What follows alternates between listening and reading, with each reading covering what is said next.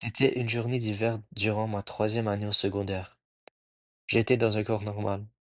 J'étais soudainement surpris par la rougeur de mes mains et l'envie de me gratter mes yeux. Lorsque j'étais revenu chez moi, j'avais demandé à ma mère ce qui se passait à mes mains. Elle m'expliqua que c'était de l'eczéma et que c'était une maladie héréditaire que j'avais eue d'elle et de ma grand-mère. Ma mère m'avait dit que certaines crèmes peuvent aider avec l'eczéma, car elles hydratent la peau et enlèvent l'envie de gratter. J'avais donc décidé de mettre de la crème avant de dormir.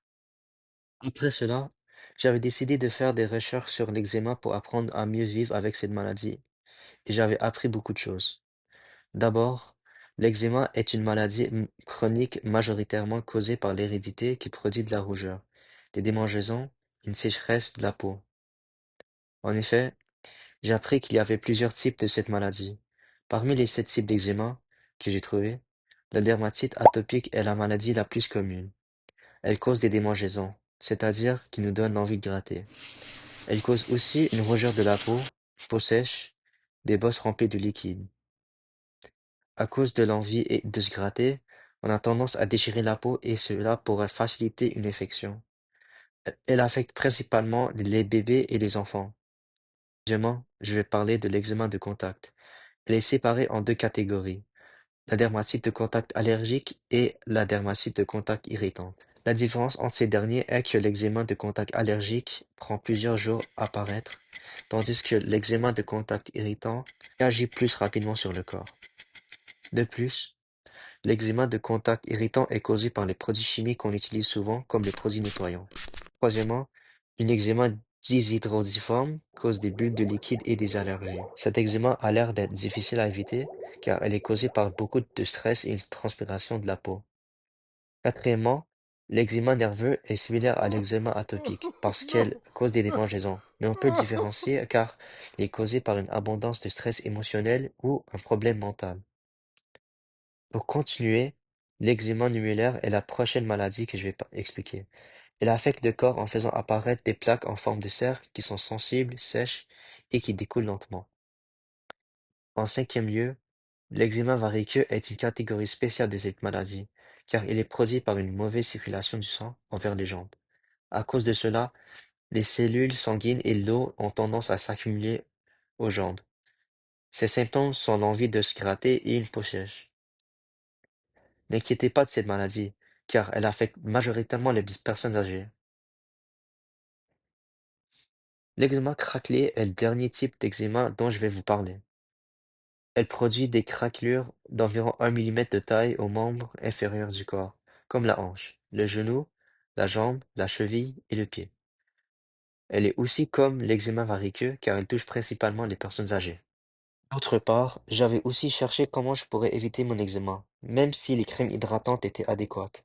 J'avais appris que l'eczéma est une maladie chronique qui n'est pas curable d'un coup, mais elle peut être soulagée avec plusieurs produits médicaux ou certaines habitudes qui pourraient être faites quotidiennement. Il est suggéré d'utiliser des produits hydratants car boire l'eau n'est pas suffisant pour avoir une peau bien hydratée. Des corticoïdes, aussi appelés corticostéroïdes, aident à soulager les démangeaisons en supprimant la réaction allergique du système immunitaire. Des inhibiteurs topiques de calcineurin sont aussi utilisés pour les mêmes effets de corticostéroïdes, mais ils ne sont pas recommandés pendant des longues périodes de temps parce qu'ils provoquent des sensations de brûlure aux endroits affectés. De plus, des inhibiteurs topiques de la PDE4 aident à soulager l'eczéma en évitant les enzymes de PDE4 de créer des cytokines qui enflamment la peau. Cependant, ils ont les mêmes effets négatifs que les inhibiteurs topiques de la calcinurine. On pourrait aussi utiliser des antibiotiques pour contrer les infections de la peau causées par le grattage. Lorsque cette maladie est sérieuse, on doit faire appel à des traitements à action générale qui agissent sur le corps au complet et non certains endroits focalisés.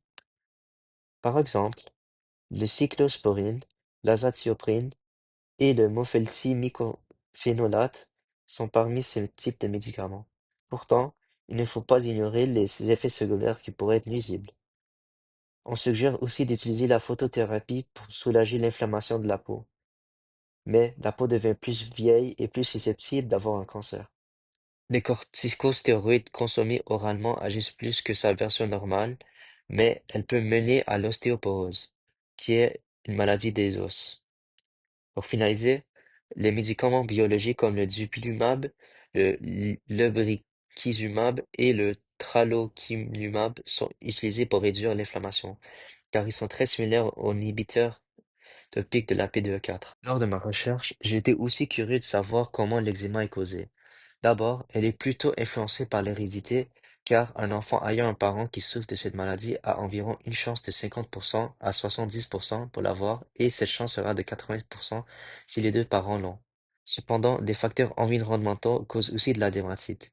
Par exemple, une hygiène exagérée, une maison avec une mauvaise ventilation, de l'air sec ou froid, des animaux domestiques, un changement de diète ou une introduction au tabac pourrait causer de l'eczéma.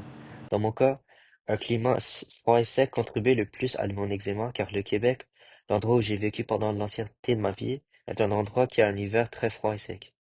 À l'aide de mes recherches, j'avais essayé plusieurs méthodes pour soulager mon eczéma. Par exemple, j'avais essayé de plus dormir en allant dormir plus tôt, mais c'était difficile à maintenir parce que les travaux scolaires exigeaient beaucoup de temps. J'ai aussi mis des crèmes hydratantes avant d'aller dormir et cela m'a beaucoup aidé. De plus, j'ai réduit le montant de savon que j'utilisais lorsque je lavais mes mains.